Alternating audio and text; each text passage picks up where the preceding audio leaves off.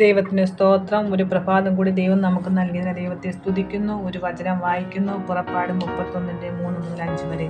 അവൻ കൗശലപ്പണികളെ സങ്കല്പിച്ച് ചെയ്യുവാനും പൊന്ന്, വെള്ളി, താമ്രം എന്നിവ കൊണ്ട് പണി ചെയ്യുവാനും രത്നം വെട്ടി പതിപ്പാനും മരത്തിൽ കൊത്തുപണി ചെയ്യുവാനും സകലവിധ പണിത്തരം ഉണ്ടാക്കുവാനും ഞാൻ അവനെ ദിവ്യാത്മാവിനാൽ ജ്ഞാനവും ബുദ്ധിയും അറിവും സകലവിധ സാമർഥ്യവും കൊണ്ട് നിറച്ചിരിക്കുന്നു.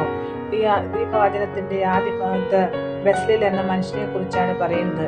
ബെസ്ലേൽ ഒരു പ്രവാചകനോ പുരോഹിതനോ യോദ്ധാവോ ആയിരുന്നില്ല.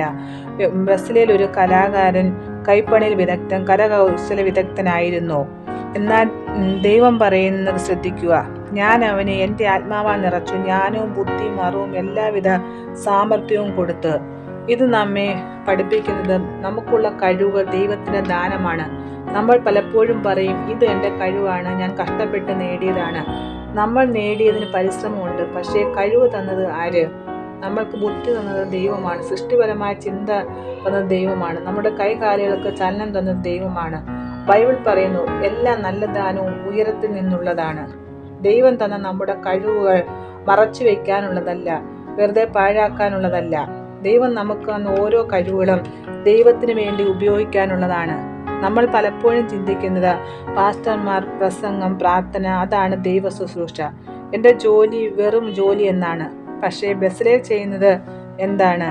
സ്വർണ്ണപ്പണി, കല്ലുകൊത്തുപണി, മരപ്പണി. എന്നിട്ടും ദൈവം പറയുന്നു, ഞാൻ അവനെ ദിവ്യാത്മാവിനാൽ നിറച്ചു. നമുക്ക് ദൈവം തന്ന കഴിവുകൾ ഉപയോഗിക്കാതെ മറച്ചാൽ ദൈവം സന്തോഷിക്കില്ല. യേശു പറഞ്ഞ ഉപമ, ഒരു താലന്ത് മണ്ണിൽ കുഴിച്ചിട്ടവൻ കുറ്റക്കാരനായി. മത്തായി 25:26.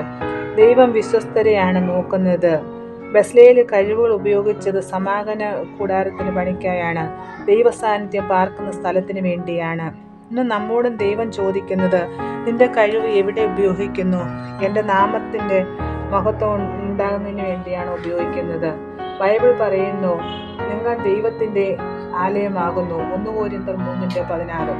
നമുക്ക് ദൈവം തന്ന കഴിവുകൾ, സമയം, അറിവുകൾ ദൈവസഭയെ ഉയർത്താനാകണം, മനുഷ്യരെ അനുഗ്രഹിക്കാനാകണം, ദൈവത്തെ മഹത്വപ്പെടുത്താനാകണം. ഇന്ന് എന്നെ കേൾക്കുന്ന പ്രിയരെ, ബൈബിൾ പറയുന്നു, അത്യല്പത്തിൽ വിശ്വസ്തനായവൻ അധികത്തിലും വിശ്വസ്തൻ. ലൂക്കോസ് 16:10. ഇന്ന് ദൈവം നമ്മളെ ഓരോരുത്തരെയും ആക്കിയിരിക്കുന്ന ഇടങ്ങൾ നമ്മൾ വിശ്വസ്തരായിരിക്കണം. ദൈവം നമുക്ക് തന്ന കഴിവുകൾ ഉപയോഗിക്കണം. നമ്മുടെ കഴിവുകൾ മറ്റുള്ളവരുമായി താരതമ്യം ചെയ്യരുത്. ദൈവം നമ്മളെ ഓരോരുത്തരെയും കുറിച്ച് എന്താണോ ആഗ്രഹിക്കുന്നത് അത് മനസ്സിലാക്കി മുന്നോട്ട് പോകുക. ദൈവം എല്ലാ മക്കളെയും അനുഗ്രഹിക്കട്ടെ. നമുക്ക് പ്രാർത്ഥിക്കാം. ദൈവമേ സ്തോത്രം. കർത്താവിൻ്റെ സന്നിധിയിലേക്ക് ഞങ്ങൾ അടുത്തു വരുന്നു. വചനം കേട്ട് എല്ലാവരെയും അനുഗ്രഹിക്കണമേ. കർത്താവെ, അങ്ങ് ഞങ്ങളുടെ ഓരോരുത്തരുടെയും ജീവിതത്തിൽ നൽകിയ കഴിവുകൾ ദൈവത്തിൻ്റെ മഹത്വത്തിനായി ഉപയോഗിക്കണമേ. യേശുവിൻ നാമത്തിൽ ആമേൻ.